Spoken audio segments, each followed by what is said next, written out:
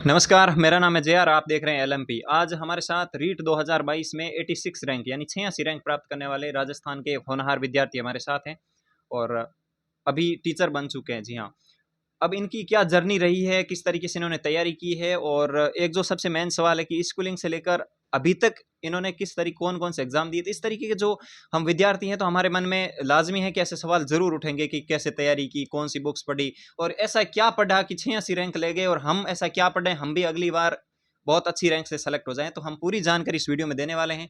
अगर आप इस चैनल पर नए हैं तो एक बार सब्सक्राइब ज़रूर करना है और टेलीग्राम चैनल आप बिना स्पेस के लर्न मोर पॉइंट सर्च करेंगे तो आप जुड़ सकते हैं। और आगे भी ये सर उसी टेलीग्राम चैनल में एक एडमिन है और आगे भी मतलब जब तक हम साथ हैं तब तक आपको जानकारी देते रहेंगे, गाइडेंस देते रहेंगे कि आप किस तरीके से तैयारी करेंगे। तो इस वीडियो को आप पूरा ज़रूर देखें ताकि आपको पूरी इन्फॉर्मेशन मिल सके। तो चलिए इस सेशन को हम शुरू करते हैं।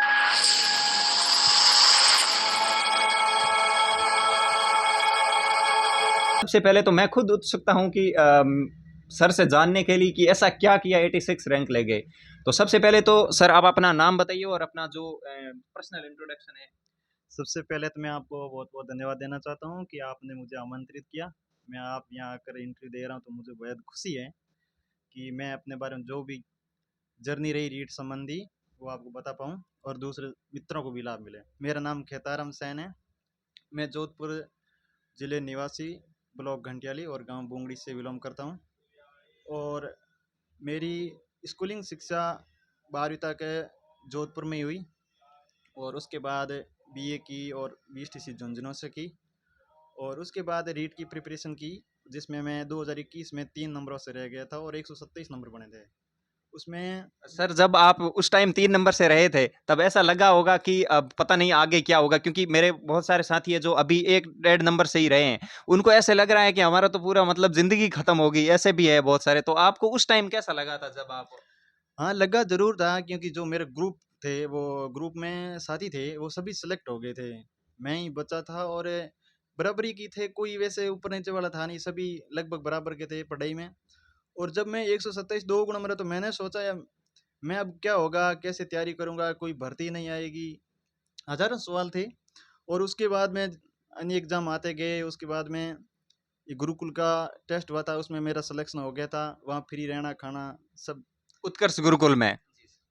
वो जून में हुआ था और 6 जून में मैंने प्रवेश लिया। उसके बाद में 9 जुलाई ग्राम वीडियो का पेपर था, 23 जुलाई की रीट पात्रता थी और उसके बाद में अगस्त में हमारा वो सिलेबस जारी हुआ रीट भर्ती संबंधी। तो उस सिलेबस देखकर मैंने सोचा पहले जॉब ज़रूरी है, बाद में आरएस की तैयारी कर लेंगे और मैंने आश्रम छोड़ दिया गुरुकुल त्योरी वाला और भाटिया आश्रम गया वहाँ और टेस्ट सीरीज ज्वाइन की, बढ़िया तैयारी की और 6 महीने तक लगातार निरंतर प्रयास के बाद मुझे इस रीट में 86 रैंक प्राप्त हुई है और जोधपुर जिले में ओबीसी से 15वीं रैंक और ऑल 18वीं रैंक प्राप्त हुई। तो सर की ये जो जर्नी आप सभी ने सुनी होगी, जैसे रीट में 3 नंबर से रह गए, स्कूलिंग एक गवर्नमेंट स्कूल से कंप्लीट हुई है। मतलब ग्रामीण परिवेश आते हैं, मैं खुद रोहिणा से हूँ और ये बूंगड़ी से हैं, तो मतलब आस-पास के गाँव हैं और बहुत सारे ऐसे विद्यार्थी हैं, सब इन सर को जानते भी होंगे बूंगड़ी से जो साथी जुड़े हुए हैं। तो आप देख सकते हैं जो रीट में 3 नंबर से रह सकता है, वो अगली बार आप सोचिए 86 रैंक निकाल सकता है, तो फिर आप तो बहुत होनहार होंगे। मुझे उम्मीद है कि मैं सर सर से मतलब शुरुआत से जानता हूँ कि इतने ज़्यादा आप सोचेंगे कि हम एक मतलब यूपीएससी लेवल से तैयारी करने वाले थे, तो ऐसा कुछ नहीं था। एक सब मध्यम परिवार से आते हैं, सब ऐसी स्थिति से उठ के आते हैं, फिर भी सर 86 रैंक प्राप्त कर सकते हैं, तो आप तो कर ही सकते हैं। लेकिन एक जो सर आम सवाल सबका रहता है कि जब हम कई बार असफल हो जाते हैं, उसके बाद हमें मोटिवेट कैसे होएँ? जो एक मतलब एक वीडियो चलते हैं, कभी हमें कहीं पे ऐसे दिखा दिया जाता है कि रेलवे ट्रैक पर एक आम मतलब टमाटर का पौधा खड़ा है और उससे हम मोटिवेट होते हैं 1 दिन के लिए। इस तरीके से मोटिवेट होना सही है या अंदर से अपने मोटिवेशन कैसे आता था सर आपको आखिर तक? देखो, इंटरनल मोटिवेशन ज़रूरी होता है और जो बाहरी मोटिवेशन है वो हाईएस्ट 2 दिन तक रहता है मेरे हिसाब से। और उसमें क्या है कि हम ज़्यादा लंबे समय तक तैयारी नहीं कर पाते हैं और हमारे पारिवारिक परिस्थिति, हमारा बैकग्राउंड हमें देखना चाहिए कि हम कहाँ तक खड़े हैं और उसी के अनुसार हमें तैयारी करनी चाहिए। और हमारे जो माता-पिता हैं, हमारे लिए कितना संघर्ष करते हैं। जब हम एक कॉल करते हैं तो हमारे लिए तुरंत खड़े हो जाते हैं हमारे साथ। तो वो मोटिवेशन कभी नहीं रुकेगा, चाहे आप रीट सेलेक्ट हो जाए, चाहे आप आईएएस तक टॉप करोगे। मेरे हिसाब से, मेरे मतानुसार वो इंटरनल मोटिवेशन बेहतर है और लगातार तैयारी बनाए रख सकते हैं। और अब जो सबके एक सवाल भी थे वो भी लेने वाला हूँ, लेकिन सबसे पहले तो मैं खुद का ही सवाल इनसे पूछता हूँ कि आपने एक जो मेन सवाल हमेशा आता है कि आपने आज तक कभी ऑफलाइन कहीं कोचिंग की है या फिर आपने अपने सेल्फ स्टडी के दम पे ये मुकाम हासिल किया है? हाँ, ये बिल्कुल बात सच है कि मैंने रीट संबंधी आज तक मैंने खुद के पैसों से कभी कोई कोर्स लिया नहीं है।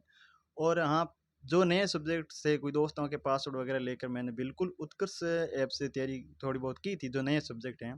प्री रीट में पहले एक पेपर होता था, और जब ये पूरा पैटर्न ही चेंज हो गया तो इसमें कुछ नए सब्जेक्ट जुड़े थे, उसके बारे में मैंने पढ़ा था ज़रूर।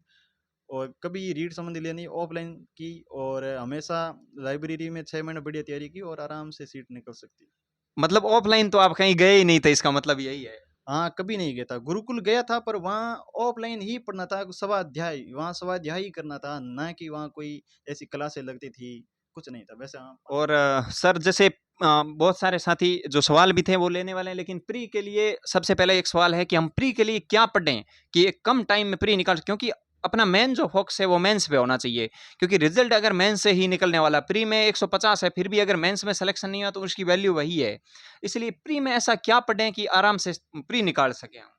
मेरा मानना ऐसा है कि अब मेंस की तैयारी करते हैं, तो मेंस में प्री वाले ही सब्जेक्ट इंक्लूड हैं। अगर आप मेंस की तैयारी करते हो, उसमें मनोविज्ञान पढ़ना पड़ता है, हिंदी, मैथ सब पढ़ने पड़ते हैं। और मेंस में प्री में पास होने के लिए जनरल से 90 नंबर लाने पड़ते हैं, और 90 नंबर आराम से ला सकते हैं। और हिंदी, मैथ, मनोविज्ञान वो सेम ही टॉपिक हैं। हो सकता है उसमें थोड़ा वेटेज कम है मेंस में, पर वो पढ़ने पूरे पड़ते हैं, 3-4 टॉपिक छोड़ के। तो आपका मेंस की तैयारी के साथ प्री आराम से निकल सकता है। और सर जो एक मेन सवाल था साइकोलॉजी के लिए, क्योंकि मैं खुद ही साइकोलॉजी मेरे सीधी किताब से समझ में नहीं आती, और हालांकि मुझे ऐसा लग रहा है कि साइकोलॉजी शुरुआत में सबको एक बार तो वीडियोज क्लासेज या कुछ ना कुछ देखना होता है। तो आपने साइकोलॉजी कौन से सर से पढ़ी थी शुरुआत में, पहली बार जब आपने साइकोलॉजी शब्द शुरू किया था तब? साइकोलॉजी जब शब्द शुरुआत किया था, सबसे पहले मैंने आर के वैष्णव सर से पढ़ी थी। उत्कर्ष के आर के वैष्णव सर। और जैसे आपने रीट प्री और मेंस के लिए हिंदी कोई एक सर या फिर कोई और बुक पढ़ी थी आपने? हाँ, बुक तो रीड की जब 2 अटेम्प्ट दिए थे, तो बुक तो मैंने सिक्वाल ही पढ़ी थी, और दोनों रीड में वही बुक पढ़ी थी। और उसके बाद यूट्यूब पे विवेक पारिक सर जो कलाम से हैं, उनके वीडियो भी देखे थे, और बाकी मैंने सिक्वाल पढ़ी, और उनसे लगभग क्वेश्चन पूरे आ गए थे, और अच्छे से क्वेश्चन हो गए थे। मतलब एक तो बुक से ही आज तक निकले हैं, और दूसरी बात भाटिया आश्रम का, मतलब अगर हम कहें तो योगदान बहुत अच्छा रहा होगा। हाँ, भाटिया जब मैं गया था, 31 अगस्त को गया था, 1 सितंबर से मैंने वहाँ पढ़ाई शुरू की, उसके बाद टेस्ट ज़रूर दिए। और भाटिया क्लास मैंने एक दिन भी अटेंड नहीं की, ओनली टेस्ट दिए थे। और सिलेक्शन होने के बाद मैं भाटिया सर के पास गया ज़रूर था, पर वहाँ केवल टेस्ट दिए, और टेस्ट से बहुत बेनिफिट मिला। भले ही वहाँ नंबर टेस्ट में कम आए, रैंक से कोई मतलब नहीं है, पर हमारी प्रैक्टिस हो गई, और हम चूक कहाँ कर रहे हैं उसके बारे में पूरा हमें अनुभव हो गया कि हम आखिर गलती कहाँ है। मतलब सर एक जो इसमें एक कॉमन शब्द निकला है कि प्रैक्टिस, और एक जो नेगेटिविटी रोक सकते हैं हम, वो सिर्फ एकमात्र उदाहरण है वो टेस्ट है। तो मतलब बहुत सारे ऐसे सवाल भी करते हैं कि टेस्ट देना इतना भी जरूरी है क्या, मतलब जैसे आप क्लास अटेंड करते हो, किताब पढ़ते हो, उतना ही जरूरी टेस्ट देना है या फिर? टेस्ट देना मानो ज़रूरी नहीं है, पर प्रीवियस क्वेश्चन निकालना भी टेस्ट के समान ही है। वो सवाल देखने ज़रूरी होते हैं कि आखिर सवाल कैसे आते हैं, हम कहाँ तक है। हम केवल पढ़ते ही पढ़ते थ्योरी पढ़ते जाते हैं, जब सीधा क्वेश्चन निकालते हैं हम ऑप्शन में कन्फ्यूजन हो जाते हैं। इसलिए प्रीवियस क्वेश्चन निकालना बेहद ज़रूरी है। और अगर प्रीवियस आप चाहते हैं तो आजकल टेस्ट सीरीज किताब मिल जाती है, 10 मॉडल पेपर आते हैं, वो भी निकाल, फिर भी खूब है। तो अब देखिए पर्सनल इंट्रोडक्शन हो गया है, लगभग आपको जानकारी है। वैसे टेलीग्राम पे जुड़े हुए हैं, कोई सवाल होगा तो आप वहीं भी पूछते रहना। अब मैं आपके कमेंट्स थे वो एक एक कमेंट्स आप सभी के सामने ले लेता हूँ। अ, जैसे ही मैं देखता हूँ, सबसे पहले बहुत सारे मेरे भाई हैं जिनके कमेंट्स आए थे, तो काफ़ी सारे टेलीग्राम पे भी आए थे, यूट्यूब पे भी आए थे। और बाकी देखिए सर ने भी बोला होगा कि ज़िंदगी में जो चीज़ हमें एक मायना रखती है वो हमारा बैकग्राउंड, और एक जो पारिवारिक परिस्थिति है वो हमें बहुत ज़्यादा मोटिवेट करती है। लेकिन उस दौरान बहुत सारे नेगेटिविटी फैक्ट भी आते हैं। देखिए ग्रामीण परिस्थिति में ऐसे होता है कि आपका सिलेक्शन हो भी जाएगा ना, तो भी गाँव वाले एक बार तो आपको एक्सेप्ट नहीं करेंगे कि नहीं हुआ है इसका तो अभी तक। क्योंकि अभी सर खुद को सर से पूछ लीजिए, जब तक जॉइनिंग पे नहीं गए इस इनको भी 100 बार सवाल किया होगा कि अभी तक जॉइनिंग पे नहीं किए हैं, हुआ है कि नहीं हुआ है, क्या हुआ है? तो सर ऐसी नेगेटिविटी जो हमें ग्रामीण स्तर पर कभी-कभी हमें देखने को मिलती है, उनसे भी हम कैसे बच सकते हैं? ऐसे में मेरा मानना है कि जहाँ तक हो सके, जब तक कोई आंसर का हमारे पास जवाब नहीं हो, तो हमें चुप रहना चाहिए, और शांति से निकल जाना चाहिए, क्योंकि लोगों के अनंत क्वेश्चन होते हैं और जवाब उनके कम होते हैं। तो हमें ये मानना चाहिए कि जब तक हम उस मुकाम तक ना पहुँच जाए तब तक शांत रहे, फिर लोगों को जवाब अपने आप ही मिल जाएगा। इसलिए उनके बारे में ना सोचें, केवल अपने लक्ष्य के प्रति डेडिकेट रहिए, यही सही। और सर एक जो पहला सबसे आम सवाल था वो कोचिंग के लिए था, तो कोचिंग के लिए आपने बता दी ऑफलाइन कोई कोचिंग आपने ली नहीं है, भाटिया आश्रम की टेस्ट सीरीज इन्होंने ज्वाइन की थी और वैसे गुरुकुल आश्रम उत्कर्ष के तिवरी से ये निकले हुए थे, तो मतलब आप देख सकते हैं अच्छी तैयारी थी और पढ़ने का लहजा भी बहुत अच्छा था इसलिए निकल गया। लेकिन दूसरी बात, आप सभी के सामने बुक लिस्ट को लेकर बहुत सारे सवाल थे, तो बुक लिस्ट के लिए एक आप शॉर्ट में बताइए कि किस सिलेबस के लिए कौन सी बुक आपने रेफर की थी। जी सर, मैंने कमेंट पढ़ा था, कुछ मित्रों के क्वेश्चन थे कि सर प्रत्यक्ष बुक देखिए, तो फिर मित्रों प्रत्यक्ष बुक दिखाना संभव ही नहीं है, कुछ जोधपुर में कुछ घर पे ही हैं और कोई बुक किसी भाई को दे दी है पढ़ने के लिए। तो बुक जो मैंने पढ़ी, जो मनोविज्ञान की सिक्वाल पढ़ी और मैथ की मैंने माथुरिया से पढ़ी, जीके पढ़ा वो लक्ष्य से पढ़ा, दूसरी कोई बुक से नहीं पढ़ा। और 9th और 10th की बुक थी जो जीके की, वो भी मैंने पढ़ी। सूचना तकनीकी के लिए मैंने 9th की बुक पढ़ी। और इंग्लिश मैंने सुरेंद्र सर के वीडियो देखे थे, और इंग्लिश शिक्षण वीडियो के भीष्म सोनी सर उत्कर्ष के देखे थे। और मनोविज्ञान तो सिक्वाल की बताई दी। और हिंदी की मैंने रचना बोध पढ़ी, और साथ में राघव प्रकाश भी पढ़ी, क्योंकि उसमें भी लेवल 2 में जो हाँ, दो। सर लेवल 2 में भी बाजी मार गए, लेकिन इनके पास बीएड की डिग्री नहीं थी, ग्रेजुएशन और बीएसटीसी के दम पे जनरल से 2 गुना में निकाल दिया, लेकिन कुछ कारणवश देखिए 137 थे, 237 नंबर थे और 238 चली गई।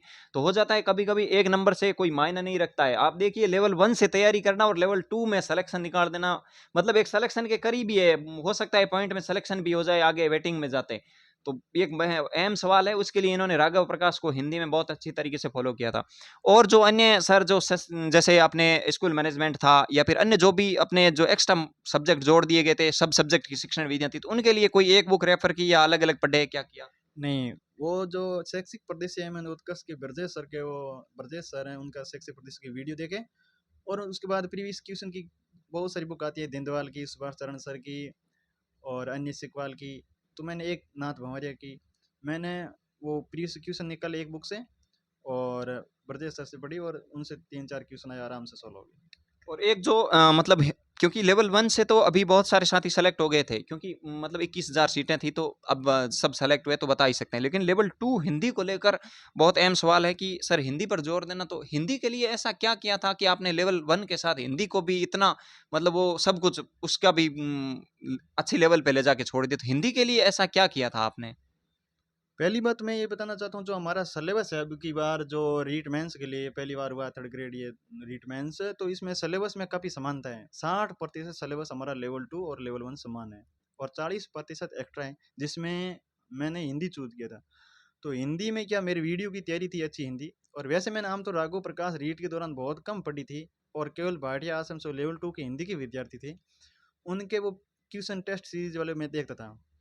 और थोड़ा बहुत हिंदी हमारी भी थी, तो उसमें 5 क्वेश्चन आते, तो मैंने वो भी तैयारी के दौरान पढ़ी, तो आराम से हो गया। और विशेष कोई लेवल 2 की तैयारी थी नहीं, और वैसे एग्ज़ाम दिया, और वीडियो की तैयारी थी हिंदी, और फिर हिंदी हमारी भी सिलेबस में थी, मैंने वो पढ़ी और उससे मतलब आराम से हो गया। सर का एक जो मेन सवाल यही रहा है कि प्रेशर नहीं लिया था हिंदी के लिए बिल्कुल भी, ठीक है, आराम से देना है, अपन को लेवल 1 की सीट तो निकालनी थी, लेकिन उसके लिए आराम से देना है और मतलब हो गया। एक सर सवाल है, मैटर को याद कैसे रखा गया इतना? ये बहुत अच्छा सवाल है, मैटर को याद कैसे रखें? हम उन्हीं चीज़ों में कन्फ्यूज़न होते हैं जो हार्ड होती हैं। हमारे जो पढ़ते हैं, कोई भी अगर सवाल याद नहीं होता है, तो हमें पहले उन्हें लिखना चाहिए। मान लो ये मैटर हमें याद करना ही है, याद होता ही नहीं है। मान लीजिए उदाहरण के तौर पर आप देखें, तो हमारे ये क्या आता है, आभूषण।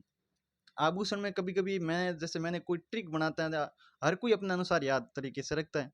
जैसे एक चूप होती है और एक चौंप होता है। तो चोंप वाला होता है, तो मैं हमेशा उसमें कन्फ्यूज़न होता था। तो चुप रखने के लिए हमेशा दाँतों पर अंगुली रखता है, भाई चुप रह जा। तो चुप होता है, और रखन के लिए हमेशा दाँत पर मुँह पर वैसे चुप रखते हैं, तो वो रखन होता है, और चुप होता है वो दाँत का ही होता है, बाकी बचा वो नाक का हो गया। मतलब सर खुद की ट्रिकें बना-बना के ऐसे याद। देखिए एक सवाल और है कि मतलब एक बार पढ़ने से तो सब किसी को याद नहीं होता है। सर का यही मानना है और मैं भी ये मानता हूँ कि बार-बार पढ़ने से ही मतलब याद होता है। एक बार अगर हम रट भी लेंगे तो भी भूल जाएँगे। तो सर लगभग आपने पूरा सिलेबस कितनी बार पूरा किया होगा?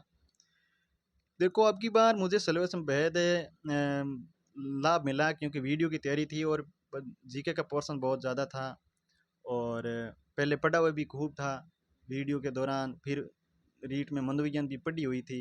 तो इसमें लगभग मैंने 3 से 4 बार सिलेबस रिवाइज़ किया, और मेरा यही कहना है कि जो आपको हार्ड लगे मैटर को याद कैसे रखें, जैसे चित्रशैली है तो उसमें कोई ऐसी ट्रिक बनाओ, जैसे मैंने अभी उदाहरण दिया, और ऐसा ही एक उदाहरण ऐसे है, चित्रशैली में डालू और डालाराम दो एक चित्रकार हैं। तो डालू यानी उसमें 2 अक्षर होते हैं और कोटा का है, और डालू राम उसमें 4 अक्षर है, अलवर में भी 4 वर्ण हैं। तो उससे हम ऐसे कॉम्बिनेशन करके याद कर सकते हैं, और बार-बार रिवाइज़ करने से हो जाता है, और बार अगर उसके बाद भी नहीं हो तो आप क्वेश्चन देखो प्रीवियस, उसमें अगर हम सॉल्व कर पाते तो हमें याद हो गया, और नहीं तो दोबारा रिवाइज़ करो और अच्छी तरह से पढ़िए। मतलब सर का मानना है सबसे एक जो मुझे कॉमन बात पसंद आई है कि ट्रिक खुद की ही काम आएगी और किसी की काम सर आने वाली नहीं है। दूसरी बात, किसी और की बुक लिस्ट फॉलो करने से बेहतर है कि खुद की ही बुक लिस्ट तैयार करके फॉलो, क्योंकि मैं एक मानता हूं कि हर आदमी की अलग अलग एफिशिएंसी होती है, अलग अलग एलिजिबिलिटी होती है, इसलिए अलग अलग तरीके की मतलब सोच होती है। तो आप दुनिया को जरूर देख सकते हैं, हम गाइड कर सकते हैं, लेकिन आपको खुद को यह पता होना चाहिए। क्यों सर, खुद खुद के अनुसार बुक लिस्ट सेलेक्ट करें, खुद के अनुसार करें तो बेहतरीन रहता है, या किसी और की सेलेक्ट करें तो?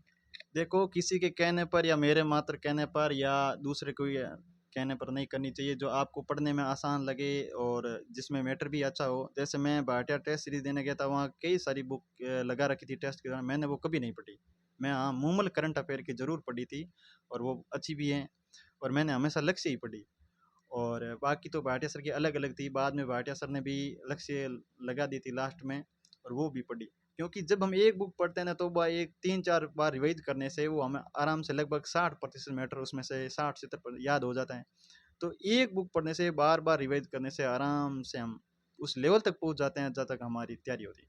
मतलब सर का भी यही सवाल है कि एक बुक को आप 100 बार पढ़ें, उससे मतलब 10 बुक को 10 बार पढ़ें, उससे बेहतर है एक बुक को 10 बार पढ़ें। ये एक अहम सवाल है, और आप अपने अनुसार ही बुक चूज़ करें, आपको सही लगनी चाहिए। एक जो सर सवाल था, प्री में अंग्रेजी लेने से मेंस में कितना बेनिफिट होता है?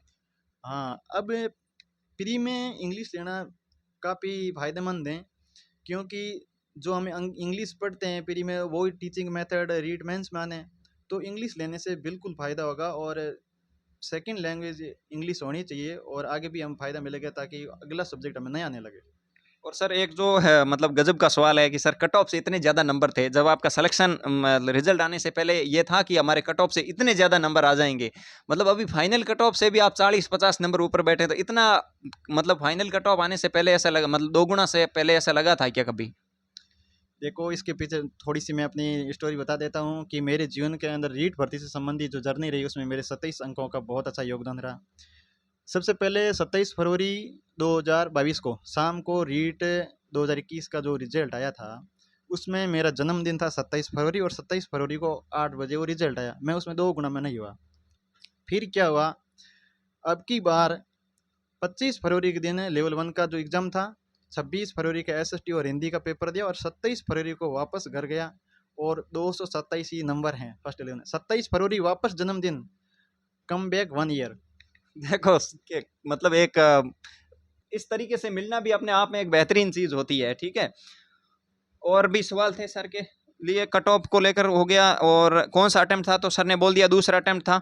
कोचिंग टेस्ट सीरीज सब के बारे में इन्होंने बोल दिया है। मेंस की बुक लिस्ट इन्होंने बता दी। मेंस की वैसे मैं भी ये मानता हूं कि बुक लिस्ट आप अपने अनुसार ही चूज करें, क्योंकि सर मतलब ये लक्ष्य पढ़ने में मतलब इनकी इतनी कैपेसिटी थी कि ये 500 पेज की किताब आराम से निकाल सकते हैं। अब मेरे जैसा देख भी ले तो ही डर लग जाए लक्ष्य से, मैंने तो नहीं पढ़ी थी आज तक। तो हर आदमी की अलग अलग कैपेसिटी होती है और अलग अलग एफिशिएंसी के अनुसार करनी चाहिए। और सर मैथ और हिंदी के लिए प्री और मेंस को कितना सिलेबस में डिफरेंस है या फिर सेम है, ऐसा सवाल भी है। मेंस और देखो, रीट में प्री में 5 सब्जेक्ट होते हैं जो फिक्स होते हैं, जबकि इसमें रीट प्री में 5 होते हैं, और रीट मेंस में लगभग 12-13 छोटे-मोटे सब्जेक्ट होते हैं जिसको 6 भागों में बाँटा गया है। और रीट प्री में हिंदी 30 की आती है, मैथ 30, सब 30-30 के होते हैं, जबकि इसमें ऐसा नहीं है। इसमें मैं सिलेबस के बारे में डिस्कस करूँ तो इसमें पहले जीके, राजस्थान, सांस्कृतिक, इतिहास, भूगोल, और जो ये 100 नंबर का है। दूसरा पार्ट है सामान्य ज्ञान, जिसमें शैक्षिक परिदृश्य और राजस्थान सामान्य ज्ञान वापस थोड़ा सा रिपीट होता है, और आरटी एक्ट आता है, वो 80 नंबर का आता है। फिर इसमें हमारे 5 सब्जेक्ट होते हैं जो विद्यालय सब्जेक्ट होते हैं। वो विद्यालय सब्जेक्ट प्रत्येक 10 नंबर का होता है, यानी एक सब्जेक्ट के 5 क्वेश्चन आते हैं, तो 50 का वो हो गया। फिर इनकी अलग-अलग हमें सेक्शन विधियाँ पढ़नी पड़ती हैं, जो एक सब्जेक्ट की 8 अंक की विधियाँ होती हैं, यानी 4 क्वेश्चन हर सब्जेक्ट के आते हैं और वो 40 नंबर की होती हैं। फिर 20 नंबर की मनोविज्ञान आती है। अब यहाँ हम देख सकते हैं कि वह मनोविज्ञान जो हमारे प्री में 30 अंक की थी, अब वो 20 अंक की हो गई और इसमें 10 क्वेश्चन आएँगे और उसमें 30 क्वेश्चन आएँगे। सिलेबस सेम है लेकिन इसमें वेटेज कम है। पढ़ना पूरा ही है लेकिन इसमें मेंस में आएगा कम, जबकि प्री में प्री वाला मेंस में मनोविज्ञान काम आ जाएगी, हिंदी काम आ जाएगी, मैथ काम आ जाएगी। मैथ में भले ही रीड मेंस में कुछ टॉपिक कम है, पर फिर भी वो प्री वाली मेंस कि आप समझ सकते हैं कि किसी आदमी को सीधी किताब समझ में नहीं आती है। भाई कोई ऐसा होता है जिसको एक बार में सीधी किताब अब लेके बैठा है, उसको समझ में ही नहीं आ रहा है, तो क्या सर कोचिंग करना इतना भी गलत नहीं है मैं मेरी नज़र में तो? लेकिन आप ये बताइए कि कोचिंग करना गलत है या सही है? इसमें आज तक कोई डिफरेंस नहीं कर पाए, क्या करें इसके बारे में? देखो, जिसका लेवल ठीक है, बेस अगर मजबूत नहीं है तो उसको बिल्कुल कोचिंग यानी ऑनलाइन हो या ऑफलाइन अपने क्षमता अनुसार लेनी चाहिए। और ये यूट्यूब पर भी सब कुछ मिल जाता है, जो अगर नहीं आता वो देख सकते हैं। और बिना कोचिंग भी स्वाध्याय से अच्छी तरह से पहली बार में क्वालिफाई कर सकते हैं, और बेशर्ते कि उसकी मेहनत बहुत अच्छी हो और ईमानदारी से पढ़े, और बिल्कुल फर्स्ट बार में हो सके। मेरे साथ भी हुए हैं जो 141 यानी 135 नंबरों के फर्स्ट बार में अटेम्प्ट क्लियर किया है बहुत अच्छे अंकों से। मतलब सर का एक जो मोटिव शब्द अभी निकला था, आप सभी ने सुना होगा, मेहनत। मैं भी ये मानता हूँ, चाहे आप कोचिंग करो और चाहे कहीं भी जाओ और चाहे ऑनलाइन पढ़ो, चाहे किसी भी कोचिंग में घुस जाना, चाहे किसी भी टेस्ट सीरीज को ज्वाइन कर लेना, पढ़ना आपको ही पड़ेगा। सिर्फ सिर्फ जितने कोचिंग सेंटर है, जितने टीचर्स होते हैं, सिर्फ आपको ये बताएंगे कि मेहरानगढ़ दुर्ग जोधपुर में है। मैं ये उदाहरण हमेशा देता हूँ, लेकिन मेहरानगढ़ दुर्ग जोधपुर में है इतना बताने से आपका काम नहीं चलेगा, उसको पूरा आपको ही पढ़ना पड़ेगा, क्योंकि कोचिंग सिर्फ बताएगा, पढ़ना आपको पड़ेगा। इस पर आपको जरूर गौर न करना चाहिए सर। बिल्कुल। हाँ, इसके बारे में बिल्कुल सही है। गहराई में आप पढ़ना ही पड़ेगा सब चीज़ें। कोचिंग में जो कुछ चीज़ें कॉमन होती हैं, और मेन जो होता है ना वो पूरा सार बुकों से ही मिलता है, बुक से बहुत बेहतर रहता है। और सर एक जो मेन सवाल था प्री और मेंस के लिए, कि सर अभी हमारे पास इतना टाइम है, क्योंकि हम सब जानते हैं कि इतनी जल्दी अभी मेंस ये 1-2 महीने में करवाने वाले हैं नहीं, लगभग 24 के लास्ट या 25 के फर्स्ट में हो सकती है मेंस। तो सर अभी मेंस की तैयारी करें कि प्री की करें, ये समझ में ही नहीं आ रहा है, तो अभी किसकी तैयारी करनी चाहिए? बिल्कुल, अगर आप ऐसा अगर मन में द्वंद चल रहे हैं तो मेंस की तैयारी करनी चाहिए। और मेंस में मैंने पहले भी बोला है कि आप आराम से प्री क्लियर हो सकते हैं। अगर विश्वास नहीं हो तो मॉडल पेपर निकाल के देख लीजिए, अगर 100 क्वेश्चन बैठते हैं 150 में से तो आराम से आपका प्री हो जाएगा। और मेंस के दौरान ही प्री की तैयारी निकल जाती है आराम से। मैंने लेवल 2 में कभी पढ़ा ही नहीं, फिर भी मेरे 107 नंबर आए और केवल रीट मेंस की तैयारी कर रहा था, आराम से निकल गए। और सर जो एक सवाल था कि बीए की हुई है और बीएसटीसी भी है, तो इसमें एलिजिबल है, आराम से एलिजिबल हैं, सर ने भी हिंदी से दिया है। क्या इसमें सर कोई और समस्या आती है या फिर पूर्ण तरीके से एलिजिबल है?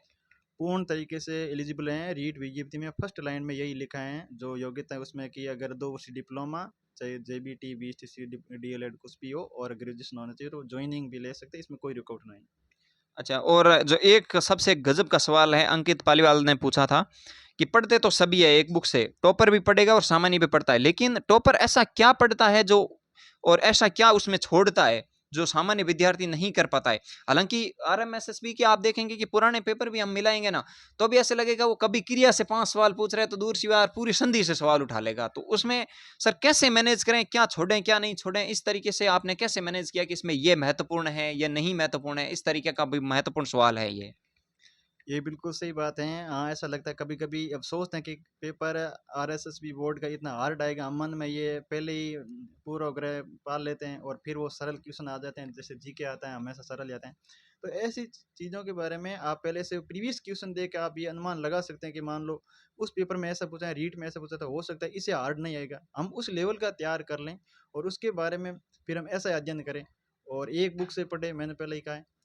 तो उसके उससे हम अनुमान लगा सकते हैं कि हमारा तैयारी उस लेवल तक पहुंच जाती है जिससे हमें खुद को विश्वास होने लगता है कि हाँ अब बेहतर है। तो ये सर का यही कहना है कि आपको खुद को यकीन हो जाएगा, जब आपकी तैयारी होगी ना, तो रियल में आपके अंदर से आवाज आएगी कि अब तो हो जाएगा काम, अपना काम हो जाएगा। तो आपको हमेशा इस तरीके से मोटिवेट रहना पड़ेगा, इस तरीके से अपने अंदर रखना पड़ेगा कि कौन सा छोड़ना है कौन सा नहीं, तो ये तो प्रीवियस ईयर क्वेश्चंस पेपर पे ही डिपेंड है। दूसरी बात, जो एक मेन सवाल सबके मन में चलता होगा कि क्या हम 80% सिलेबस करके पेपर निकाल सकते हैं, तो मैं तो इस चीज में बिल्कुल भी यकीन नहीं करता हूँ, क्योंकि कर्मचारी चयन बोर्ड कभी ये डिसाइड नहीं करेगा आपके सामने कि अब की बार जो प्रीवियस ईयर आया है उससे रिलेवेंट ही कोई सवाल आएगा। क्योंकि आप अभी मेंस का सवाल पेपर देखना, हिंदी में सर जैसे कि हमारे टॉपिक हिंदी में बहुत सारे लगते थे, लेकिन सवाल सब कहाँ से उठा लिए थे। सवाल तो उठे थे उन्होंने, अरे वो सोनलाल द्विवेदी की वैसे बुक वगैरह हैं उनसे, या कई अन्य हिंदी से भी लिए थे अन्य ग्रंथों से। पर सवाल लगभग पढ़े हुए थे, ऐसा नहीं लगा कि हमारे तो ऐसे 5 क्वेश्चन थे, पर लेवल 2 में कुछ ऐसे थे जिसमें सवाल काफ़ी डिलेट भी हुए थे, तो उसमें तो वो कर्मचारी चयन बोर्ड पर ये काफ़ी डिलेट भी हुए थे, 7-8 क्वेश्चन डिलेट हुए थे। हाँ, मतलब आप प्री में भी देखेंगे, सॉरी मेंस में देखेंगे लेवल 1 में कि 3 क्वेश्चंस क्रिया से उठा लिए हिंदी में। अब इतना लंबा चौड़ा सवाल पेपर पढ़ा, अपन खुद सोचते हैं कि अब इसको इसमें से ही क्या निकालना था क्रिया से, ये संधि से, समास से, उपसर्ग से, सबसे एक-एक दे देता तो अच्छा रहता, लेकिन उसने तीनों सवाल क्रिया से दे दे। तो अब की बार ऐसा क्या है कि कौन से टॉपिक से सवाल दे सकता है, इसका कोई मतलब मेरे अनुमान में कोई कह नहीं सकता। ये तो देखो पेपर बनाने वाले पर मैटर करता है कि वे कैसे बनाते हैं, उसके बारे में कुछ कह नहीं सकते, हमारे बस तैयारी बेहतर होनी चाहिए। हाँ, मतलब 100% सिलेबस पढ़ना चाहिए, मेरा यही मानना है। हालाँकि किसी को जैसे अंग्रेज़ी पूरी ही कमज़ोर है, मतलब ज़िंदगी की पूरी अंग्रेज़ी ही कमज़ोर है, जैसे मेरी तरह, तो फिर ना पढ़े तो क्या करे उसमें। अब नहीं समझ में आती तो बात अलग है। दूसरी बात, कोशिश पूरी करनी चाहिए कि हमें ये टॉपिक हम कर लेंगे। जैसे मैथ में आप देखेंगे कि हमने पूरा सिलेबस पढ़ा, लेकिन सर सवाल मैथ के लेवल 1 में पूरे के पूरे कोण से उठा लिए थे। हाँ, बिल्कुल सही बात है। और मैथ में जैसे हमने पढ़ा था, अब की बार कुछ टॉपिक नए जुड़े थे, जैसे चक्रवर्ती ब्याज वगैरह, और सवाल है वो सरल-सरल आए थे, सबने कर लिए थे। हाँ, एक मानना है, कोई मान लो सब्जेक्ट कमज़ोर है, काफ़ी विद्यार्थी डरे हुए हैं कि इंग्लिश, अगर आपके बाकी सब्जेक्ट मज़बूत हैं और अंग्रेज़ी अगर आप थोड़ी भी पढ़ोगे ना, फिर भी आपके बहुत अच्छे नंबर आएँगे, क्योंकि एक सब्जेक्ट ये मायने नहीं करता कि मेरिट बनाएगी, क्योंकि कुछ चीज़ें छोड़ने की भी होती हैं और 100% हम किसी में कर नहीं सकते। अगर आप 80% भी कर ले, तो फिर भी बहुत अच्छा रैंक से आप उत्तीर्ण हो सकते हैं। हाँ, मतलब जितना पढ़े ना उतना तो 100 मतलब 100% उसको पढ़े। लेकिन जो टॉपिक्स, जैसे मान लीजिए आप मैथ पढ़ रहे हैं और आपने लाभ-हानि टॉपिक छोड़ दिया और किस्मत खराब और पूरे क्वेश्चन लाभ-हानि से ही आ गए, तो ये गलती हो जाएगी। इसीलिए जितने टॉपिक दे रखे हैं उनको ज़रूर पढ़ना चाहिए। दूसरी बात, जो जितना पढ़ रहे हैं उसको हमें पूरी कोशिश करनी चाहिए कि हमें इतना यहाँ तक हमें पहुँचना है। और बाकी देखिए, टाइम टू टाइम आपको जानकारी देते रहेंगे, और हालाँकि हम सब नए ही हैं, मैंने तो पहला ही अटेम्प्ट दिया था, सर का दूसरा अटेम्प्ट था ये, लेकिन फिर भी देखिए, ऐसे है कि हम सब कुछ कई गलतियाँ हो जाती हैं, हम भी इंसान हैं, कुछ जगह बोलने में भी गलती होती है, कुछ सवाल ऐसे होते हैं जिनका हम उत्तर नहीं दे पाते हैं। बाकी देखिए, ऊपर वाले पर भरोसा रखिए, खुद पर विश्वास रखिए, खुद पर ट्रस्ट करिए कि हम कर सकते हैं या नहीं कर सकते हैं, और मोटिवेशन अंदर से आएगा तभी होगा। सर ने भी बोला है कि इंटरनल मोटिवेशन से ज़्यादा है, इंटरनल मोटिवेशन एक्सटर्नल मोटिवेशन से बहुत ज़्यादा मैटर करता है। ये देखिए वीडियोज़ आते रहते हैं यूट्यूब पे कि ऐसे कर दो और शेर जंगल का राजा होता है, वो होता है, उससे कोई फ़र्क पड़ने वाला नहीं है। लेकिन अंदर से जिस दिन आ गया नहीं कि अब तो अपन को ही राजा बनना है, उस दिन ज़रूर अंदर से हो जाएगा, सिलेक्शन भी हो जाएगा, सब कुछ हो जाएगा। बाकी सर की जो बुक लिस्ट है, मैं उनकी कोशिश करूँगा कि उनकी पूरी फ़ोटो खींच के सर से बोलूँगा कि टेलीग्राम ग्रुप में जो अपने डाल देंगे। बाकी कोई भी सवाल हो तो आप कमेंट में, इस वीडियो के कमेंट में पूछिए। देखिए, आपके अंदर नेगेटिविटी या पॉजिटिविटी आपके अंदर है, क्योंकि कुछ लोग देखिए सबके सामने सही नहीं हो सकते। कुछ लोग इसमें भी नेगेटिविटी लाएँगे, कुछ लोग इसमें पॉजिटिविटी लाएँगे, तो आपके अंदर है। और देखिए बाकी, मैं यही सोचता हूँ कि आपको जो दुनिया में बता रहा है, हमारी यही गलती होती है कि हमें कोई बता रहा है लेकिन हम उसको मानते नहीं हैं। ये सबसे बड़ी गलती है, और इसको हम कैसे करें? कोई हमें बोल रहा है कि ये बुक पढ़नी चाहिए या ये थोड़ा-सा देखना चाहिए। लेकिन हम खुद बादशाह बने बैठे हैं कि नहीं रे, ये तो पागल है, क्या बता रहा है ये, हमें अपने अनुसार करना चाहिए, लेकिन कुछ न कुछ ज़रूर माननी चाहिए, मेरा अनुमान है ये सर। बिल्कुल सही। निर्णय खुद के डिसाइड होने चाहिए, और दूसरों के ऊपर हम कह भी नहीं सकते और फिर बहानेबाजी करेंगे हमने उसके अनुसार की। और पहले एक निर्णय ज़रूर हासिल करें, और निर्णय ज़रूर ले, उसके बाद में लक्ष्य ज़रूर हासिल होगा। मैं जैसे उदाहरण के तौर पर देखूँ, तो अभी रीट टॉपर बने कमला जी बाड़मेर से, वो बोल रहे हैं कि मैं एक नंबर से या अंतर से रह गई थी पिछली बार, और अब की बार एक रैंक आया है उनका, यानी फर्स्ट रैंक। तो आप मानिए कि जो बंदा इतनी मेहनत करते हैं और वो एक नंबर से रहता है, वो एक नंबर पर पहुंच जाता है, असंभव तो कुछ है भी नहीं। और मैंने भी 3 नंबर से रहा, फिर भी यानी मेहनत की तो टॉप 100 के अंदर आ गया। ये मेहनत के बलबूते पर सब कुछ हासिल हो सकता है। हाँ, भले ही थोड़ा लेट हो जाए, देरी से मिले, पर भगवान कर्म का फल जरूर देता है। और अभी देखिए 2-4 दिन में हम देखिए कल या परसों शाम तक वीसी करेंगे अपने टेलीग्राम चैनल में, तो सब जुड़ जाना, सर साथ में जुड़ेंगे। एक हमारे और है जो 209 नंबर के साथ सेलेक्ट हुए थे अभी, वो भी हो सके तो हम उनको भी जोड़ेंगे। तो हो सकता है कुछ सवाल छूट भी गए होंगे। बाकी देखिए कोई भी सवाल होगा तो मैं वहाँ पे सर खुद क्लियर कर देंगे कि क्या करना है, क्या नहीं करना। बाकी देखिए मैं एक मैन मानता हूँ हम अब आपका एक सवाल ज़रूर होगा कि अब क्या पढ़ें? इसके बारे में देखिए कोई कुछ भी बताएगा, कोई कुछ भी बताएगा क्योंकि सबकी स्ट्रैटेजी अलग-अलग होती है, सबका प्लान अलग-अलग होता है, सबकी बुक लिस्ट अलग-अलग होती है। मैं ये कह दूँ मेरी और सर की बुक लिस्ट में एक ही बुक मैच नहीं हो रही है। करंट अफेयर तक की बुक मैच नहीं हो रही है। इन्होंने कुछ ही पढ़ा, मैंने कुछ भी पढ़ा है। तो बाकी देखिए सबकी अलग-अलग होती है। आप अपने अनुसार सोचिए और मतलब गलत बुक को ना चुनें, जो सही मार्केट में चल रही है अच्छी तरीके से उसको चुन सकते हैं, पढ़ सकते हैं और हमारी तरफ से जितनी होगी हम गाइडेंस देंगे और इस चैनल के माध्यम से कोशिश करेंगे मैं सर से कहूँगा कि हिंदी के लिए, प्री के लिए हम जल्दी कोर्स लाने वाले मेंस को टारगेट रखते हुए। तो कोशिश करेंगे कि इस चैनल पर हम वीडियोज़ लाएँ, पढ़ाएँ मैथ का, रीजनिंग का सॉरी मैथ और हिंदी ये जो भी रीजनिंग तो ज़िंदगी में आ गई थी पहले तो इसलिए निकल जाता है मुँह से रीजनिंग तो। बाकी देखिए राजस्थान जीके के लिए सर का मतलब बहुत 50 में से शायद मुझे उम्मीद है कि 45 प्लस कर गए होंगे सर जीके में तो। हाँ, नहीं, नहीं, जैसे 90 क्वेश्चन अटेंड किए थे, उसमें लगभग 80 से प्लस ही थे मेरे सर। जीके में कोई गलती होने के चांस ही नहीं थे और जो कन्फ्यूजन थे वो छोड़ दिए। और बाकी सब्जेक्ट में जैसे कंप्यूटर है, साइंस है, उसमें क्वेश्चन हार्ड आए थे, तो उसमें कुछ गलत भी हुए तो कुछ सही भी हुए, पर लगभग आराम से हो गए थे। और हम कोशिश पूरी करेंगे कि जो भी गाइडेंस के चीज़ देते रहेंगे और भी वीडियोस होगा या टेस्ट सीरीज भी कुछ कोशिश पूरी कर रहे हैं। बाकी आपका सपोर्ट चाहिए। अगर आप चाहेंगे तो हम 2-3 लोग हैं मिल के पूरा प्रयास कर सकते हैं आपके लिए भी। और आगे सर 1-2 मोटिवेशन की लाइन ज़रूर बोलना चाहेंगे, वो भी आपको सुननी चाहिए और मैं एक चीज़ हमेशा मानता हूँ, मैं एक ऐसा स्ट्रिक्ट तरीके से रहता हूँ कि मैं नेगेटिव लोगों से हमेशा दूर रहिएगा। मेरी यही मानना है, जो लोग आपको ये कहते हैं कि वो नहीं कर पाया, आपको ऐसे उदाहरण देंगे कि पिछली बार उसने 10 घंटे पढ़ाई की, वो नहीं कर पाया, आप तुम क्या कर लोगे, ये कर कुछ फ़र्क नहीं पड़ने वाला। अगर आपने दिल में ठान लिया ना कि मैं कर सकता हूँ, तो किसी का बाप नहीं रोक सकता। आप अपने अंदर से आवाज़ आनी चाहिए कि मैं कर सकता हूँ। बाकी देखिए दुनिया में नेगेटिविटी से दूर रहेंगे तो मेरे को लगता है बेहतर है। बाकी सर से जानते हैं आगे मोटिवेशन के लिए सर कुछ लाइन बोलिए ताकि मेरे जो भी साथी हैं वो ज़रूर इससे मोटिवेट हो। देखो, मोटिवेशन तो खुद का ही होता है और मेरा मानना है कि 6 महीने से आराम से रीट क्लियर हो सकते हैं और 10-12 घंटे ईमानदारी से पढ़ाई की जाती है तो आराम से क्लियर हो जाता है। और बढ़िया है, कुछ नहीं, 6 महीने में बढ़िया तैयारी से सिलेक्शन ले सकते। और बाकी मनुष्य के लिए इम्पॉसिबल कुछ नहीं है, कुछ गलतियों के कारण हम असफल होते हैं, पर असफलता जीवन में ज़रूरी है। असफलता ये हमें सिखाती है कि आगे हमें सफल कैसे होना है और वो सफलता की राह तैयार करती है। तो रामधारी सिंह दिनकर के पंक्तियों में कहूँ तो वो कहते हैं है कौन विघ्न ऐसा जग में, जो टिक सके मानव के मग में, खम ठोक ठेलता जब नर, पर्वत के जाते पाँव उखड़। मानव जब जोर लगाता है पत्थर पानी भी बन जाता है, तो मानव के आगे आज कुछ भी असंभव नहीं है, वो अपने आप में खुद एक परिपूर्ण है, कुछ भी कर सकते हैं। और देखिए इस तरीके की पंक्तियाँ भी आपको मोटिवेट करती होगी क्योंकि मतलब बाहरी दुनिया के वीडियोज़ मोटिवेट करते हैं, उससे बेहतर है कि इसी पंक्तियाँ हमें ज़्यादा मोटिवेट करते हैं। बाकी देखिए टीचर्स लेवल बहुत अच्छा मैं मानता हूँ क्योंकि एक हम भविष्य निर्माण में अपना योगदान देते हैं देश के। बाकी जो भी इन्फॉर्मेशन होगी जॉइनिंग तक और उससे आगे आगे रीट कब तक आएगी देखिए एक जो सवाल आप सभी ने किया था रीट कब आएगी तो इसके बारे में मेरे अनुमान में किसी को शायद ही किसी को पता होगा कि रीट कब आएगी बाकी देखिए सर एक रीट को सवाल है कि अब अनुमान से कहें तो रीट कब तक वापस प्री हो सकती है मेंस कब तक हो सकता है।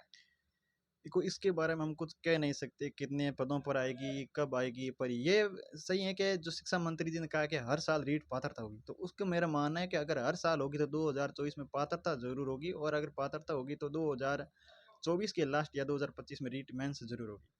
मतलब आप मैं भी यही चाहता हूँ कि 25 के फर्स्ट में हो सकता है मेंस हो जाए और आप भी अपने घर में खुशियाँ लाइए। बाकी देखिए आपकी ओपिनियन है, आपके अपने मन के अनुसार ज़रूर कमेंट करना और सर का बहुत-बहुत मैं धन्यवाद व्यक्त करता हूँ कि इस छोटे से चैनल पर अपना जो परिचय दिया है तो मतलब 86 रैंक अपने आप में मायना रखती है वास्तव में 100 में आना टेस्ट सीरीज़ में नहीं आ पाते थे हम तो 100 अगर 200 लोग टेस्ट में बैठते हैं वहाँ सर 86 नहीं आती थी हमारी तो ये हालत थी। लेकिन सर ने देखिए पूरे राजस्थान में 86 रैंक निकाली है तो अपने आप में बहुत बेहतरीन चीज़ है। बाकी मैं यही चाहूँगा कि आप हमेशा जुड़े रहेंगे अच्छी पॉजिटिविटी के साथ तो हमारा यही प्रयास रहेगा। बाकी सर से हम यही आग्रह करेंगे कि सर लोगों को आप पूरी मोटिवेट अंत तक रखना है, आपको ही करना पड़ेगा अंत तक ज़रूर। बिल्कुल, मैं आपके टेलीग्राम पे जुड़ा हूँ, लर्न मोर पॉइंट पे, और समय समय पर मैं वीडियो में तो ऐसे अब आगे की पढ़ाई और करनी है और भी काम है, घर भी दूर है तो नहीं आ पाऊँगा, पर ज़रूर मेरे अनुसार जितना हो सके मैं अपना सहयोग ज़रूर दूँगा। और जहाँ तक आपने टेस्ट सीरीज़ की भी बात की कि 86 रैंक नहीं आती टेस्ट में, पर कभी-कभी ऐसा होता है, मेरे साथ भी ऐसा, जो कभी 200 प्लस नहीं गए, जबकि अबकी 210 के पास नंबर हैं और बढ़िया अंकों से उत्तीर्ण हुए, रैंक भी बढ़िया आई रीट में, और कभी-कभी टेस्ट में हम नीचे भले आखिर में टॉप कर जाते हैं, ऐसा भी होता है। हाँ, तो मतलब टेस्ट हो सकता है हमें नेगेटिविटी से बचाएगा, हमें एक अच्छी पोजीशन पे ले जाने के लिए हेल्प करेगा, लेकिन टेस्ट से ये डिसाइड मत करिए कि इसके बाद हमारे पेपर, अगर टेस्ट में 150 आए तो मेन एग्जाम में भी 150 आएगा, ऐसा कभी हो नहीं सकता। बाकी ऊपर वाले पर भरोसा रखिए, खुद पर ट्रस्ट रखिए, एक रूम में बैठ के ज़बरदस्त तैयारी करेंगे तो आराम से पेपर निकल जाएगा। और जो भी आपका सवाल हो आप कमेंट में बताना, और सर को मैं कोशिश यही करूंगा चैनल पर टाइम टू टाइम कहीं से लाऊंगा, कोशिश करूंगा आग्रह कर करा के आपके लिए। तो देखिए, बाकी मिलते रहेंगे और भी वीडियोस में, और हम यहीं विराम देंगे और आगे एक और वीडियो के साथ कोशिश करेंगे किसी और भाई बहन के साथ मिलने के लिए। तब तक के लिए जय हिंद, जय भारत।